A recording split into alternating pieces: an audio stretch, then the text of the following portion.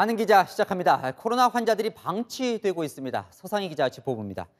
자, 이 앞서 리포트 보면 이 환자 관리가 거의 잘 안 되는 것 같은데요. 일단요, 코로나에 걸리면 다 집에서 재택 치료를 받게 되는 거잖아요. 네. 어떻게 치료를 받는 겁니까? 코로나19에 걸리면 집으로 재택치료 키트라는 게 옵니다. 어떤 물품이 들어있는지 직접 준비를 해봤는데요.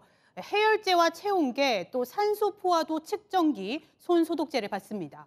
키트를 받고 의료진으로부터 초기 문진 후 하루 2번 전화로 모니터링을 받는데요.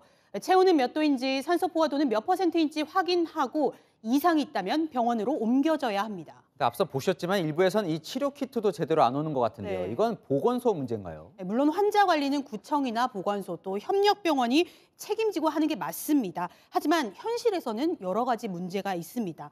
치료 키트만 해도요, 미리 예산 등을 준비해둔 보건소는 기간제 공무원을 채용해서 직접 가져다 주거나 아예 퀵 배달도 해줍니다. 반면 예산과 인력이 부족한 다른 보건소는 상황이 녹록지 않습니다.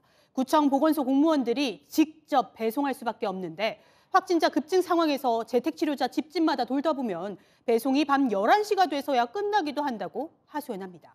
업무 과부하도 문제인데요. 오늘 제가 통화한 보건소 관계자는 인력은 한정돼 있는데 몸을 둘로 쪼갤 수 없지 않느냐, 업무가 탑처럼 쌓이고 있다고 호소하는데요. 결국 예산과 인력이 문제인 거죠.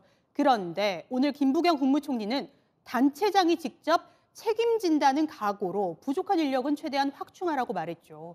지금 와서 무책임하게 지자체에 떠넘길 것이 아니라 재택치료 확대 전에 방역 컨트롤 타워인 정부가 이미 따져보고 대책을 세웠어야 했던 것들입니다. 네, 그렇게 이제 재택 치료를 받다가 상황이 심각해지면 이제 병원에 가야 되죠. 그런데 지금 이제 병상이 부족하다 보니까 입원을 못해서 사망하는, 집에서 사망하는 안타까운 일까지 벌어지고 있어요. 이 병사 상황은 어느 정도인 겁니까? 사실 수도권 병상이 꽉 차서 이 비수도권으로 환자들을 옮기고 있다는 내용은 저희가 많이 전해드렸는데요. 그렇죠. 그런데 이제 비수도권도 병상 부족 초읽기에 들어갔습니다. 세종은요, 1개 남았고 충남, 충북, 대전 2개 남았죠. 강원은 단 하나의 중환자 병상도 남아있지 않습니다. 상황이 이렇다 보니 오늘 강원도에선 병상 대기자가 30명에 달했습니다. 그런데 정부는요, 행정명령을 해서 이제 병상을 늘리겠다고 했잖아요. 지금 병상이 늘어나고는 있는 겁니까? 이미 병상은 다 늘렸습니다. 그런데 그 이상으로 위중증 환자가 폭증하고 있는 상황입니다. 또 병상이 있어도 의료진이 없는 경우도 있습니다. 오늘 중환자 병상이 모두 찬 강원도 내 병원에 직접 전화를 해봤는데요.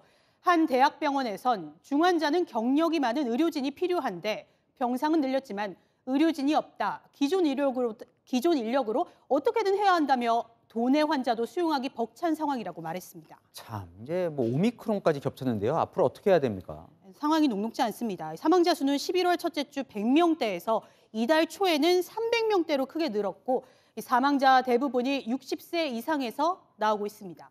보통 확진자 수가 늘어나면 7일에서 열흘 정도 시차를 두고 위중증 환자 수와 사망자 수가 증가합니다.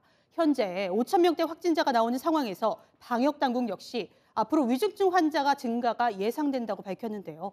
지금의 최다 하루 사망자 70명, 위중증 700명대가 정점이 아니라 한두 달 안에 2~3배씩 폭증할 수도 있는 겁니다. 이미 의료 대응 역량을 초과한 상황에서 지금 방역당국이 할 수 있는 건 현실적으로 3차 추가 접종 호소뿐인 상황입니다. 네, 참 답답한 상황이군요. 네, 서상희 기자와 살펴봤습니다.